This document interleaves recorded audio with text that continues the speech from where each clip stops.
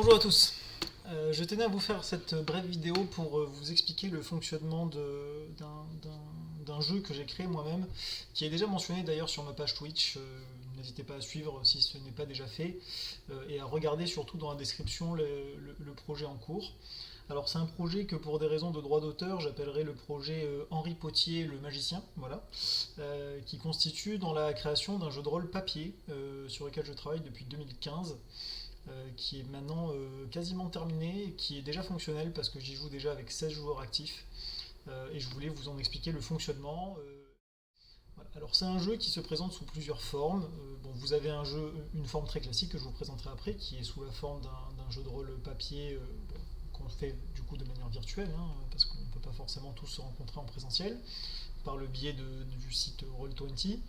Je vous montrerai ça tout à l'heure, mais il y a d'abord une première phase, hein, parce que bien sûr je peux pas imaginer votre personnage et sa progression par moi-même, parce que le principe de ce jeu-là, si vous connaissez Henri Potier bien sûr, c'est qu'on joue des personnages qui sont assez jeunes, et donc il faut pouvoir développer ces caractéristiques, suivre les cours qu'on veut, etc., comme c'est le cas dans les livres dont c'est inspiré.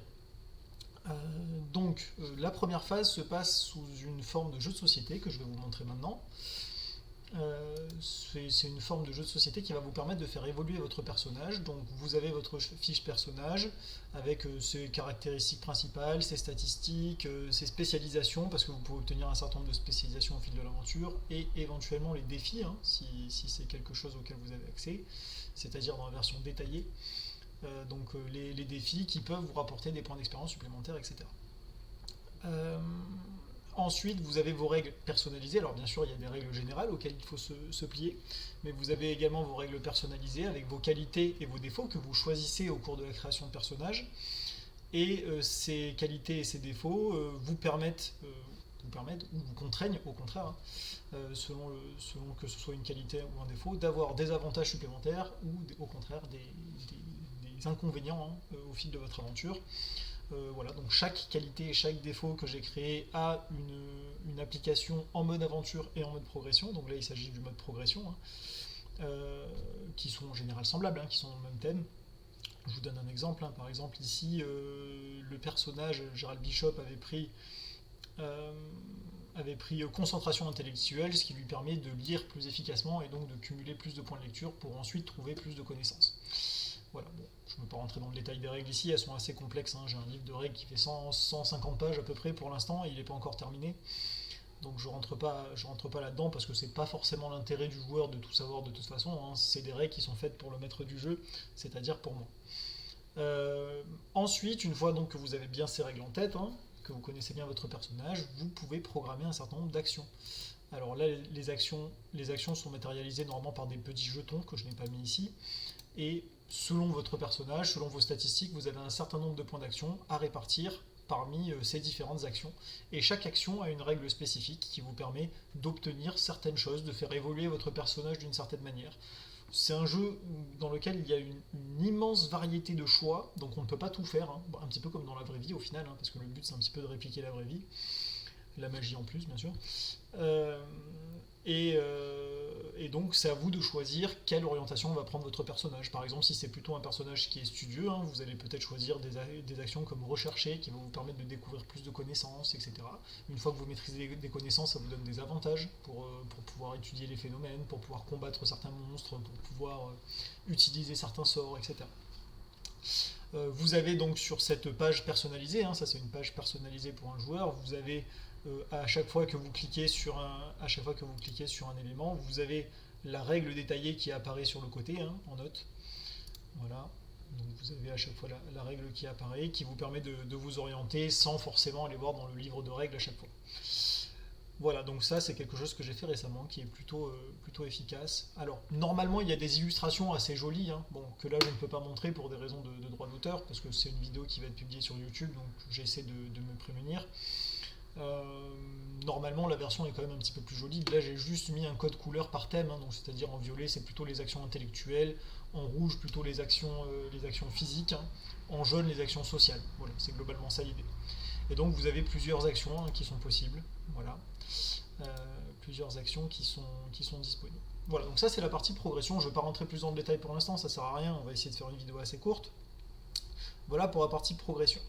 Au fur et à mesure que vous faites vos semaines, donc vous faites semaine par semaine ou mois par mois, hein, selon la formule que vous avez, hein, euh, vous pouvez donc suivre votre progression sur cette application, sur laquelle j'ai aussi créé une page personnalisée, hein. Vous pouvez voir ici tous mes joueurs sur le côté, hein. Voilà. Donc là j'ai fait un template à part, hein, pour pouvoir vous montrer.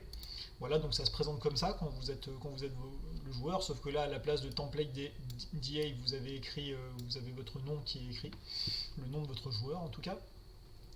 Et ensuite, donc, vous pouvez naviguer là-dedans. Vous pouvez naviguer sur les différentes pages. Alors là, encore une fois, pour des raisons de droit d'auteur, j'ai mis des images qui ne sont pas identifiables. Hein. Donc votre fiche générale, dans laquelle vous avez le nom de votre personnage, ses caractéristiques, etc., sa nationalité, le sexe, les points d'expérience dont il dispose, sa renommée, bref, un certain nombre de détails généraux. Sa situation physique, bon, à quoi il ressemble, hein, déjà en photo. Bon, là j'ai mis une de mes photos. Voilà, que je déplace pour que vous voyez mon beau minois, très pixelisé, mais mon beau minois quand même. Ensuite, vous avez les caractéristiques, alors là que j'ai pas reçu, bon, je vais les saisir devant vous. Combien je pèse? Je pèse environ 72 kg, je fais environ 1m80. Et ça se change en direct en fait sur la page du joueur aussi. Le joueur peut l'avoir en application sur son téléphone et il peut voir en même temps vraiment en simultané, hein, la chose se modifier. Donc c'est vraiment quelque chose de très dynamique. Voilà pour les choses générales. Ensuite, votre personnage, alors avec les mêmes choses, hein, les qualités, les défauts qui apparaissent. Bon, je ne vais pas vous faire tous les tableaux, hein, mais globalement, vous avez toutes vos caractéristiques qui sont disponibles, les statistiques. Donc, quelles sont vos statistiques? Ici, je ne les ai pas saisies parce que c'est un personnage qui n'est pas encore créé. Les spécialisations, donc dans quoi vous vous êtes spécialisé. Voilà. Donc ça, ce sont des bonus au jet de dés, hein, quand vous allez les faire en aventure ou en mode progression. Les compétences que vous développez, donc ça c'est toutes les compétences que j'ai développées, avec l'effet à chaque fois à droite, avec, alors regardez, hein, ça se présente comme ça, avec un palier, donc les petits paliers sont plus faciles à remplir, donc il faut que 500 points, et puis plus vous vous approchez du palier 5, plus vous avez beaucoup de points de compétences à rassembler pour pouvoir compléter le palier. Voilà, ensuite les baguettes, alors pareil, pour des raisons de droit d'auteur, j'ai pris une de mes baguettes, on peut rien de me reprocher, c'est la baguette que vous avez là derrière, voilà, qui est là. Expecto Patronum, et qui vous permet donc de voir les principales caractéristiques de votre baguette. Attention, elle va tomber. Voilà.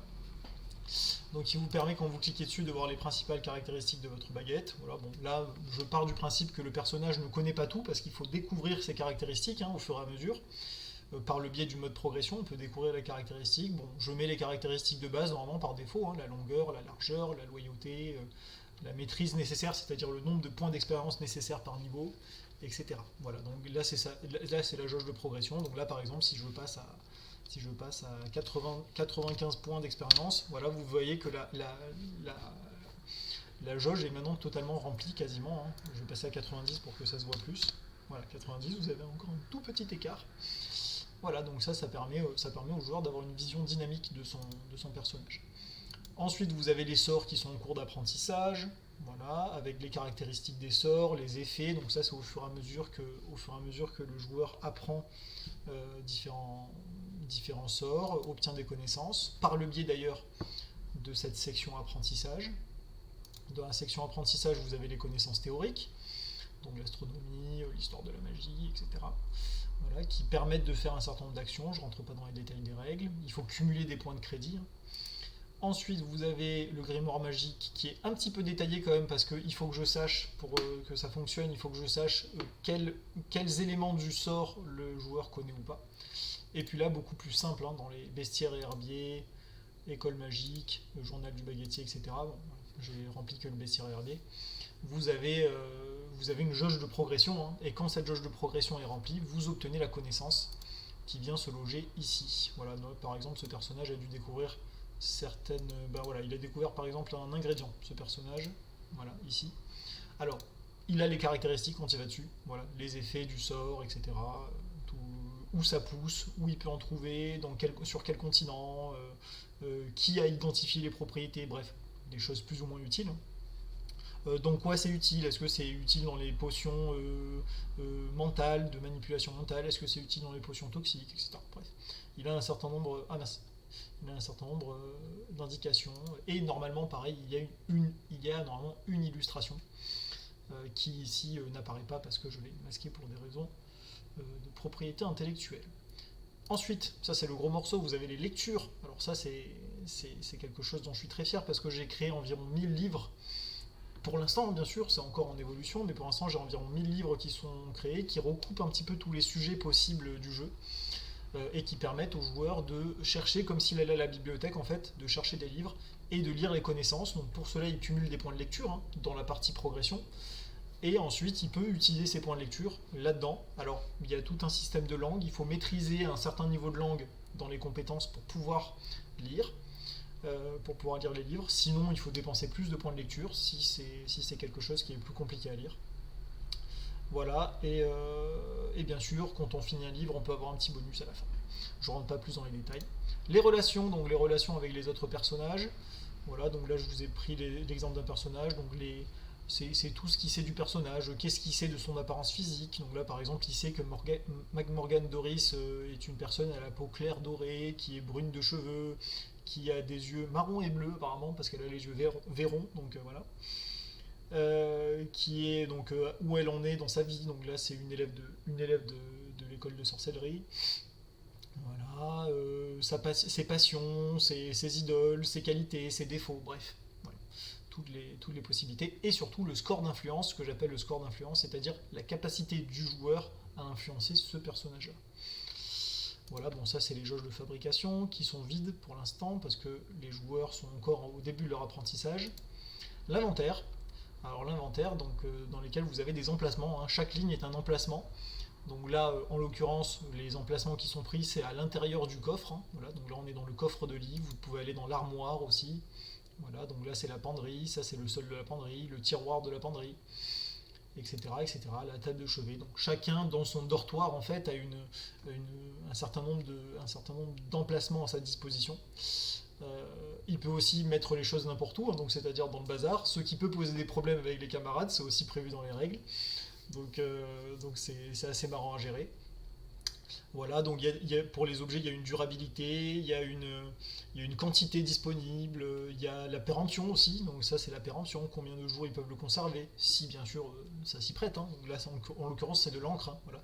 Donc il a de l'encre dans sa table de chevet et ça se conserve un certain nombre d'années, donc il a encore de la marge.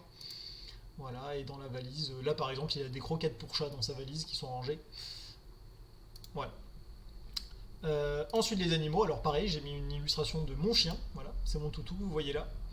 Voilà, et avec pareil, si vous cliquez dessus, vous accédez à une forme de carte, hein, et cette forme de carte vous permet d'accéder aux différentes caractéristiques. Donc voilà, par exemple, c'est un chien de sexe masculin qui est capable de chasser, même si bon, il n'est pas très doué, mais il est capable de le faire. Un berger blanc suisse, sa date de naissance, sa consommation, ça c'est important pour le joueur, la consommation, ce qu'il faut lui donner par semaine pour qu'il soit contenté, sa taille, son poids, etc. Et enfin, dernier aspect de cette présentation de notions, de la page notion personnalisée du joueur, vous avez la progression, donc c'est-à-dire 3 colonnes. Une colonne avec les semaines qui ont été terminées, qui ont déjà été terminées avec le maître du jeu, les semaines en cours, voilà, et les semaines qui restent à faire. Donc bien sûr, dans une année, il y a 52 semaines à faire. Donc là, pour l'instant, il en a réalisé 4, il en a une en cours, donc celle qu'il est en train de préparer, hein, que le joueur est en train de préparer. Et ça, ce sont toutes les semaines qui ne sont pas encore terminées. Donc voilà, avec un code couleur, hein, les jaunes c'est les vacances, rouge c'est les examens, et bleu c'est les semaines de cours. Voilà. Voilà pour la présentation de notions, je pense qu'on a fait le tour. Je pourrais faire 3 heures dessus, il n'y a pas de problème, hein, mais bon, le but de cette vidéo c'est juste d'expliquer le principe général. Et enfin, une fois que le personnage a assez évolué, et une fois surtout que j'ai eu le temps de rédiger des aventures, parce que vous imaginez que ça prend du temps tout ça, une fois que j'ai eu le temps de rédiger des aventures, on passe à la scénarisation que j'ai préparée. Et pour cela, on se met sur cette application qui est Roll20, sur laquelle j'ai créé l'intégralité de Poudlard. Ça m'a pris 700 heures, si vous voulez tout savoir. Ce qui n'est rien par rapport à l'intégralité du jeu, parce que le jeu en tout m'a pris 6000 heures, hein, donc j'en suis à 6000 heures depuis 2015. Voilà, et ça donc c'est l'intégralité des cartes alors que vous pouvez voir ici. Alors pour accéder à ce mode de jeu, il vaut mieux avoir un PC assez costaud quand même, hein. Voilà, je préfère prévenir. Parce que c'est assez exigeant, c'est des cartes qui sont immenses, c'est des cartes de 50 mètres par 50 mètres, donc l'équivalent de 50 mètres, de 50 mètres par 50 mètres, qui en plus on risque de changer souvent de carte, etc. Qui permettent, et donc il faut une belle bécane quand même pour pouvoir le faire fonctionner. Il ne faut pas non plus 32 Go de RAM, hein, mais 16 Go de RAM c'est plutôt raisonnable. Voilà, donc ça c'est toutes les cartes, vous voyez, toutes les cartes de Poudlard, donc des étages de Poudlard, etc. De ses environnements, donc c'est-à-dire le parc, le lac. Là par exemple vous avez les cartes du lac, hein, qui sont, bon c'est juste de l'eau hein, pour le coup, hein. Voilà, mais au cas où vous voulez naviguer dessus. Vous avez le chemin de traverse aussi, le chemin de traverse, là, des embrumes, etc. Et voilà, par exemple là si on veut naviguer dans le château, hein, je clique sur n'importe quelle carte, hein, prend un petit temps de chargement, et ça va nous faire accéder à une autre. Donc c'est une application très pratique qui permet de réaliser ces jets de dés en direct, de voir d'ailleurs, ça permet de montrer à tout le monde les jets de dés, je vous montrerai ça tout à l'heure. Hop, attendre, ça met un petit peu de temps à charger. Regardez, là dans le chat, il suffit de lancer un jet de dés. Hop. Bah alors. Oui, on va attendre. Pas de problème.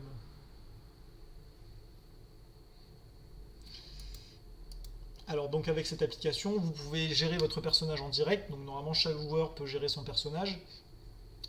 Il peut le déplacer. Moi je peux lui enlever des points de vie sur ses jauges. Voilà, donc là on est passé à un autre étage. Alors normalement vous n'êtes pas censé voir toutes les indications de maître du jeu, hein. Ce qui est écrit en jaune c'est les indications de maître du jeu. Bon c'est pas grave. Je vous donne. Voilà, là par exemple vous avez une salle de musique, vous avez des salles de bain avec des brasiers. Voilà. On va zoomer un peu hein, si vous voulez, hein. Voilà, c'est très détaillé hein, parce que j'ai fait vraiment, regardez, j'ai placé, là c'est des douches, j'ai placé le tabouret dans la douche, etc.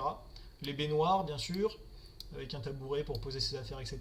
Des salles de classe désaffectées, bon, des salles de bain, des toilettes, ici, des salons. Ça, c'est les locaux de la Société littéraire de Poudlard, si vous voulez tout savoir.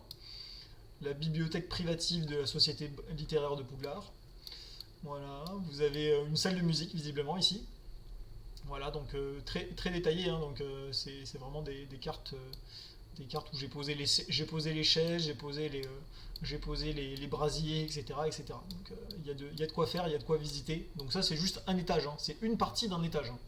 Donc voilà, vous avez environ, je crois, 70 cartes ou 100 cartes, je sais plus. 100 cartes en comptant les étages peut-être.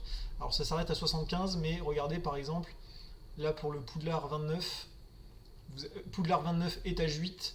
Voilà, pour Poudlard 29, donc la 29e carte, vous avez tous les étages qui sont représentés là. 29, étage 1, étage 2, étage 3, etc. Bref, vous avez énormément de choses à visiter et à découvrir. Voilà, donc dans cet environnement-là, les joueurs évoluent, hein. Ils peuvent, d'ailleurs, je vais retourner sur la première carte pour vous montrer des personnages. C'est le 21, voilà, c'est celui-ci. Les personnages peuvent évoluer et si j'ai les moyens de m'y abonner, hein, je prendrai aussi les lumières dynamiques, alors que j'ai déjà pris une fois qui ont l'air de fonctionner encore, mais je sais pas si c'est tout le temps le cas, qui fait que les joueurs ne voient que ce qui est dans leur champ de vision. Donc ça c'est quelque chose d'assez dynamique et qui permet vraiment pour le maître du jeu de gérer ce qui peut être vu ou pas vu par le joueur. Donc ça c'est quelque chose qu'on peut paramétrer dans le jeu, enfin dans l'application. Donc vous voyez, même moi qui ai un PC très costaud, parfois ça rame un peu, il faut attendre. Parce que les cartes sont tellement massives que ça peut poser problème. Voilà, donc il y a cet aspect-là du jeu qui est très fun. Alors bien sûr, on le fait pas tous les 2 jours, hein, parce qu'il faut le temps de rédiger le scénario, il faut le temps de préparer quelque chose qui soit cohérent et qui soit plaisant pour le joueur. Donc voilà, là par exemple, si on prend ce joueur, on fait normalement CTRL L, voilà. Là j'ai fait CTRL L, c'est-à-dire que j'ai le point de vue du joueur. Donc là, vous voyez, j'ai réglé son champ de vision, hein, et son champ de vision ne lui permet de voir, donc le joueur ne verra pas cette partie-là par exemple, et ne verra pas cette partie-là. Enfin, s'il a déjà visité, il le verra, mais par contre, il ne verra pas s'il y a des monstres dedans. Il ne verra pas s'il y a d'autres personnages. Et si je le déplace là, vous voyez, j'ai paramétré les murs. Voilà, donc là, il ne voit pas dans l'autre salle. Il ne voit plus les personnages qui sont dans l'autre salle. Vous voyez. Et si je le tourne... Alors, attendez, il faut réussir à le tourner. Hop. Où est le truc?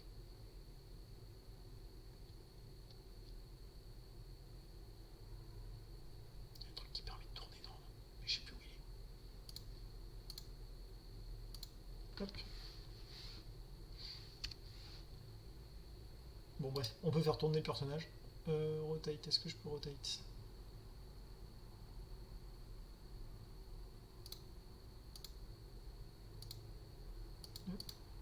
Je sais plus comment on fait, ça fait longtemps que j'ai pas pratiqué. Hop. Bon, on peut faire tourner le personnage, peu importe. Je vais encore zoomer dessus. Ah, il est là. Le truc est là. Il est sous les barres de... Hop.